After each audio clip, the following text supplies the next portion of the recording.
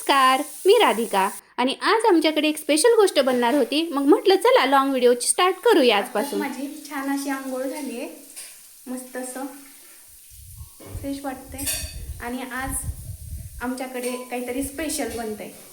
चला तर मी तुम्हाला दाखवते. तर आज इकडे आमच्याकडे बघा, तुम्ही बघू शकता कुकर लावलाय. पुरणपोळीचा स्वयंपाक बनणार आहे आज. तर ते कशासाठी हे पाहण्यासाठी तुम्ही ब्लॉग पूर्ण पहा. चला. आणि तुम्ही बघू शकता इकडं छान अशी कणिक मळून आपल्याला इकडं ठेवलेली आहे. पोळ्यांसाठी आधीच कणिक मळून ठेवली ना, छान अशी मुरते पण ती आणि सॉफ्ट सॉफ्ट होते आणि आपल्या पोळ्या पण मस्त होत्या. घरामध्ये इकडं ह्या रूममध्ये भरपूर राडा होता आणि इकडेच आम्हाला पोळ्या करायच्या होत्या. मग म्हटलं चला आपण सगळं स्वच्छ करून घेऊया, म्हणजे पोळ्या करता येतील इकडे. आणि इकडे तेजूचं चाललंय कपडे वाळत घालायचं. आणि तुम्ही बघू शकता हा जो बंब आहे तो आमच्या लहानपणीचा आहे. आता त्याच्यावरती काही पाणी तापवलं जात नाही, आता काही हिटरच आहे त्याच्यामुळं. पण हा बंब खूप दिवसापूर्वीचा आहे आणि ह्याच्यावरती आम्ही लहान होतो त्यावेळेस पाणी तापायचं. इकडं कपडे धुण्यासाठी असं धोबी घाटा टाईप इकडं एक दगड बसवून घेतलेला आहे सिमेंटामध्ये पॅक. आणि इकडं पाण्याची पण प्रॉपर अशी सोय आहे इकडं, आणि पाणी पण जायला इकडं सगळं व्यवस्थित आहे. आणि ही रूम बघा, आत्ताच मी मस्त अशी व्यवस्थित झाडून घेतली आहे. आमच्या मम्मीचं बघा इकडं कांदा आमटीसाठी भाजून घ्यायचं चाललेलं आहे. आणि इकडं खोबरं तिने छान असं भाजून घेतले. आणि इकडं कुकरच्या शिट्ट्या पण झालेल्या आहेत. आपली डाळ मस्त शिजली असावी असं मला वाटतंय. बघूया काय होतंय. माझ्यासाठीच आहेत ना? हा, मग आपण दोघं खाऊया, ठीक आहे ना? छान अशी जांभळं भेटली आहेत आपल्याला. श्री दूध आणायला माझ्या दुसऱ्या काकांकडे गेलेला, मग त्यांनी ही माझ्यासाठी जांभळं दिली आहेत. इकडं तेजू पण बघा प्लेट घेऊन आले, तिला पण पाहिजेत जांभळं. चला आपण तिला पण देऊया आणि सगळ्यांनी मिळून खाऊया. सध्या उन्हाळा आहे, अजून पावसाळा काही इकडं पाऊस झालेला नाहीये, त्यामुळं खिडकी पण नाही आहे, आळ्या वगैरे राहतात. पण छान आहेत ही आणि खूप गोड पण आहेत.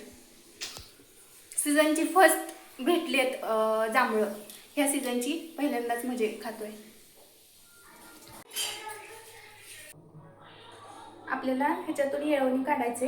मग ही डाळ आपल्याला पुरण चाळणीतून आपण त्याचं येळवणी सगळं गाळून घेतलेलं आहे. आणि डाळ बघू शकता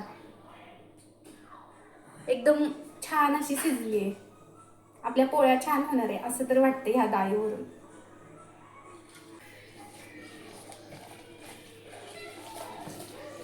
आता इकडं मी आमटी बनवण्यासाठी घेतली आहे.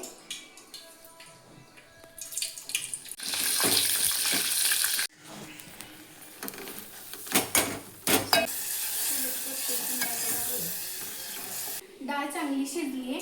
आता ह्याच्यामध्ये आपल्याला आता चटका द्यायचा आहे गूळ टाकून.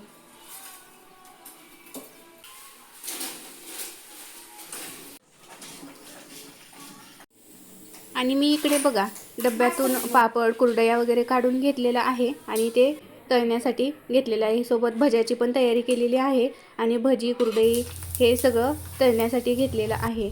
आणि बघू शकता तुम्ही छान छान अशा कुरडया तळून रेडी आहेत आणि त्यासोबत इकडं भजी पण तळलेली आहे. इकडं मम्मीने आणि मी पोळ्या करण्यासाठी घेतलेल्या आहेत. मम्मी इकडं लाटून देते आणि मी इकडं छान अशा पोळ्या भाजून घेते. आणि बघा पोळ्या तुम्ही बघू शकता, पोळी फुगलेली, त्याच्यावरून पोळ्या किती छान झालेल्या आहेत. हे सगळं डाळ शिजवण्यावरती असते आणि खूप छान अशा पोळ्या झाल्या होत्या. मग मी इकडं ताटं पण बनवण्यासाठी घेतलेली होती. मग आमचे आहो आणि माझे आजोबा दोघांनी मिळून जेवण केलं. आणि आम्हाला जायचं होतं आज देवीच्या दर्शनासाठी, पण घरात काही नारळ नव्हता. मग तिच्या ओटीला घालण्यासाठी मग फ्रेश असे ताजेच नारळ काढून आणले. आणि इकडे बघा मम्मीने तोपर्यंत सगळं गाडीत सामान ठेवलेलं होतं. आणि मग आम्ही जाण्यासाठी निघालो तर होतो, पण ह्या पोरांची इतकी सारी भांडणं त्या गाडीत चाललेली होती. आणि इकडचं नेचर तर इतकं छान आहे, शेजारीच नदी आणि इतका हिरवागार निसर्ग इकडं आहे आमच्या रानात जाताना. आणि इकडं बघा, तुम्ही बघू शकता पुढं जो दिसत आहे ते माझ्या मामाचं घर आहे आणि त्याच्या पाठीमागच हे आमचं रान आहे आणि इथंच मग देवीचं मंदिर सुद्धा आहे. आणि आज आम्ही देवीला साडीचोळी करण्यासाठी इकडं शेतामध्ये आम्ही आलोय आलेलो होतो. आणि देवीच्या मंदिरात. ही देवी आमच्या रानातच आहे. आणि इकडं बघा, सगळीकडं केळीच आहे.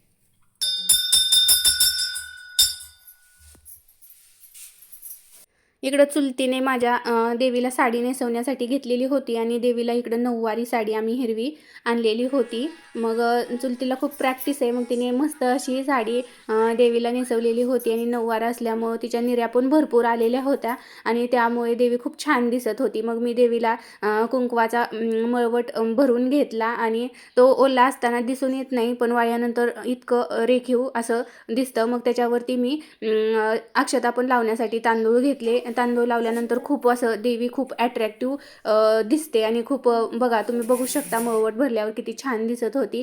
छोटं जो तिचं ठाण मांडलेला जो दगड होता त्याला पण मी इकडं मळवट वगैरे भरून घेतला आणि इकडं मग आम्ही आरती करून घेतली. मग आरती झाल्यानंतर सगळ्या देवींना नैवेद्य, तिथली परडी वगैरे आम्ही भरून घेतली. इकडं ध्रुवचं बघा, तुम्ही इकडं पाया पडायचं चाललेलं होतं आणि मग शेजारीच आम्ही मामाच्या घरी पण आलेलो होतो. इकडं राहत तर कोणी नाही, पण इकडं प्रॉपर असं घर होतं, किचन पण खूप मोठं होतं, पण इकडे राहत कोण नाही. मग इकडे मामा होता, मग त्यालाच फोन करून बोलवल्यानंतर इकडं थोड्याशा गप्पा गोष्टी झाल्या आणि असाच या ब्लॉगचा एंड झाला. बाय.